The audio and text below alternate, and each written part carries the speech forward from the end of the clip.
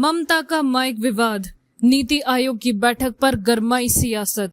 विपक्ष बोला, दुश्मनों जैसा व्यवहार। बजट को लेकर सियासत अभी शांत भी नहीं हुई थी कि उससे पहले नीति आयोग की बैठक को लेकर नया विवाद खड़ा हो गया है।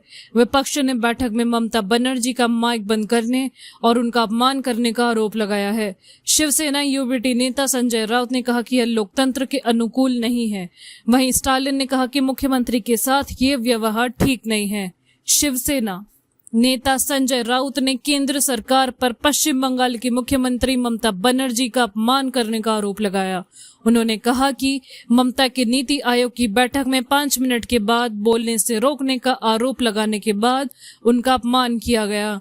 संजय राउत ने पत्रकारों को संबोधित करते हुए कहा, जिस तरह से बजट बनाया जाता है, नीति आयोग उसी के अनुसार काम करता है। केवल भाजपा शासित राज्यों को पैसा और योजनाएं दी जा रही हैं। इसलिए स्टालिन, तमिलनाडु के सीएम, तेलंगाना और हिमाचल प्रदेश के सीएम ने बैठक का बहिष्कार किया। ममता को बोलने की अनुमति नहीं दी गई। राउत उन्होंने कहा, ममता बनर्जी बैठक में शामिल हुई लेकिन उन्हें बोलने की अनुमति नहीं दी गई। पश्चिम बंगाल की सीएम का अपमान किया गया, उनका माइक्रोफोन बंद कर दिया गया। यह लोकतंत्र के अनुकूल नहीं है।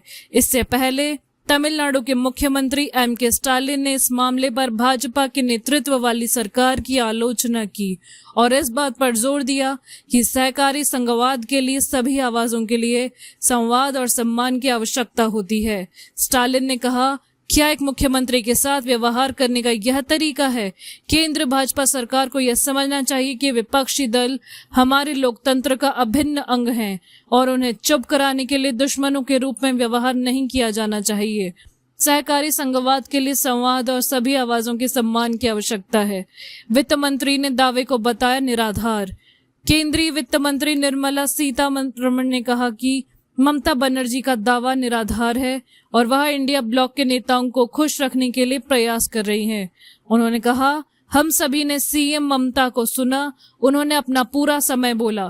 हमारी टेबल के सामने स्क्रीन समय दिखाती रही। कुछ अन्य सीएम ने अपने आवंटित समय से अधिक समय तक बात की। उनके स्वयं के अनुरोध पर बिना किसी उपद्रव के अतिरिक्त समय की अनुमति नहीं दी गई। माइक बंद नहीं किए गए, किसी के लिए नहीं, खासकर पश्चिम बंगाल के मुख्यमंत्री के लिए नहीं।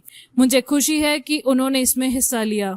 वित्त मंत्री ने कहा, मुझे खुशी हुई जब उन्होंने कहा कि वह बंगाल के लिए बोल रही थी, बल्कि पूरे विपक्ष के लिए। वह जो कहना चाहती थी, मैं उससे सहमत या असहमत हो सकती हूँ, लेकिन अब उनके निराधार बातें कहने से मैं केवल यह निष्कर्ष निकाल सकती हूँ कि वह इंडी गठबंधन को खुश रखने का प्रयास कर रही हैं। ममता ने लगाया बंगाल के अपमान का आरोप।